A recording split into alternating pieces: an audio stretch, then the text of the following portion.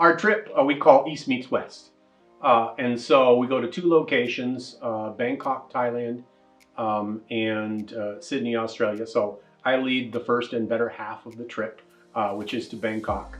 We go to Bangkok first and usually touch down in the middle of the night, check in, and we go out and we start looking for food. 2, 3 o'clock in the morning, we can wander down the streets and find street food, which is one of the absolute best reasons to go to Southeast Asia. Then the next day we get up, we start doing our work. So we visited a number of different countries, Mason Industries, Stanley Black & Decker is one we've been going to recently, and they are great hosts. We also go to markets, street markets, and wander around, and we're usually a little jet lagged, so we get up early in the morning and go wander around the streets of Bangkok, and that's fascinating. One of the highlights of our last trip was elephants. Yeah. We went to an elephant sanctuary, and I swear some of the students would still be there if we let them. And I lead the Australian half of the trip. I would argue the better half. And we visited a variety of different types of businesses there. By the time we get to Australia, jet lag is pretty much past. We've had some time to get acclimated to the weather. And we visited a variety of different kinds of companies there as well. So we visited companies like KPMG and IBM. We've toured the cochlear hearing implant.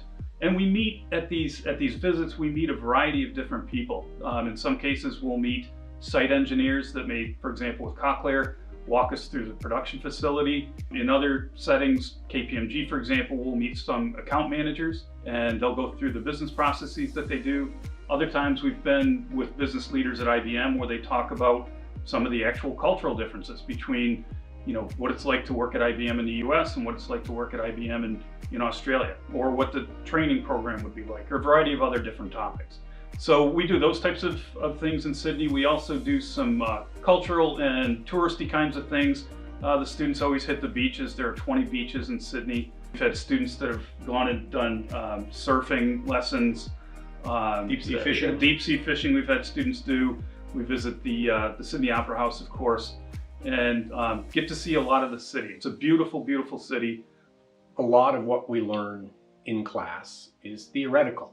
It may be true, but it doesn't have the weight of experience behind it, at least not in our own lives. So we want to try to correct that in one part by going overseas and seeing how actual business is run in different locations, different cultures, and so that they can actually experience how things operate in a global economy.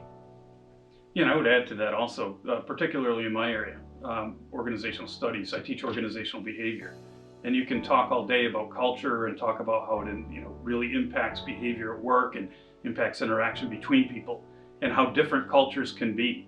For example, the trip that we do, we go to Thailand and we go to Australia, two very, very different cultures. And you can talk all day until you're blue in the face, try to explain about, the way that those cultures impact even, the commerce and the happiness of workers and a variety of other things. But until you get there and really see it, you've read about it in the book, but when you see it actually taking place and you can learn about it firsthand, it just really adds a different dimension.